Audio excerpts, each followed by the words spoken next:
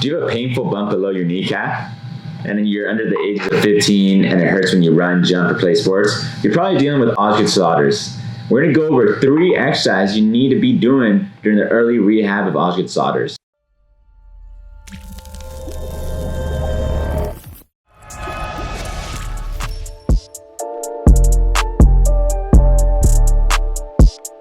What's good, Hoopers? My name is Dr. Marco Lopez, Doctor of Physical Therapy and Certified Strength and Conditioning Specialist, and co-founder of the Basketball Doctors, alongside with Dr. Gabe Ignacio.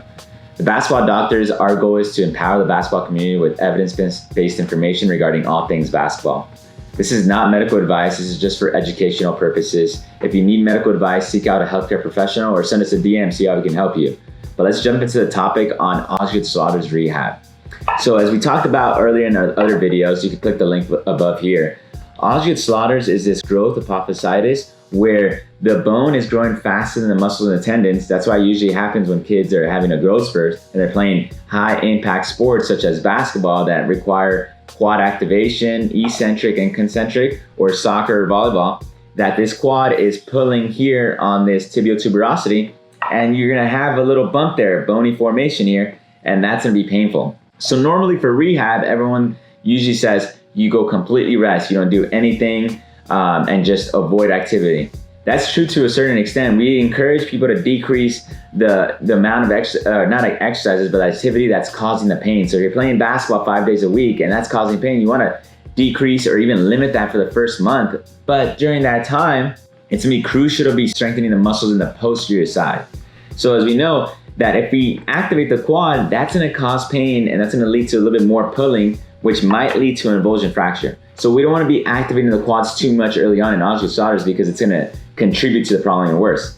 We wanna be strengthening the posterior chain, meaning the glutes, hamstrings, and the calves. Because if we strengthen those muscles, the glutes, the hamstrings, the calves, we're gonna decrease the stress of that Osgood Schlatters, and also allows the athlete to be strengthening their muscles while they're resting from the activity. Because if they completely rest, they're gonna decrease that muscular endurance, so when they go back to sport, it's only gonna be worse and it's gonna be harder to catch up. So we're gonna go over the 3 big exercises, which are the single leg bridge, the single leg RDL, and the single leg calf raise. They're all gonna be activating those 3 big muscles in the backside. So the single leg bridge is great for the glutes, single leg RDL is gonna be great for stability, glutes, hamstrings, and then we have the single leg calf raise, single leg stability, but also the calf muscles there. So let's jump into the videos. This first exercise is a great way to strengthen up your glutes, work on trunk and pelvic stability, while also decreasing the activation of your quads that'll pull on that tibial tuberosity.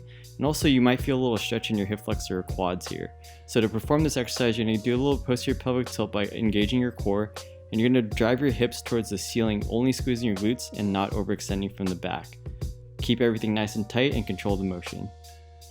This next exercise is a great way to strengthen up your posterior chain in a weight-bearing position to offload that knee joint that'll pull on that tibial tuberosity if you activate your quad too much.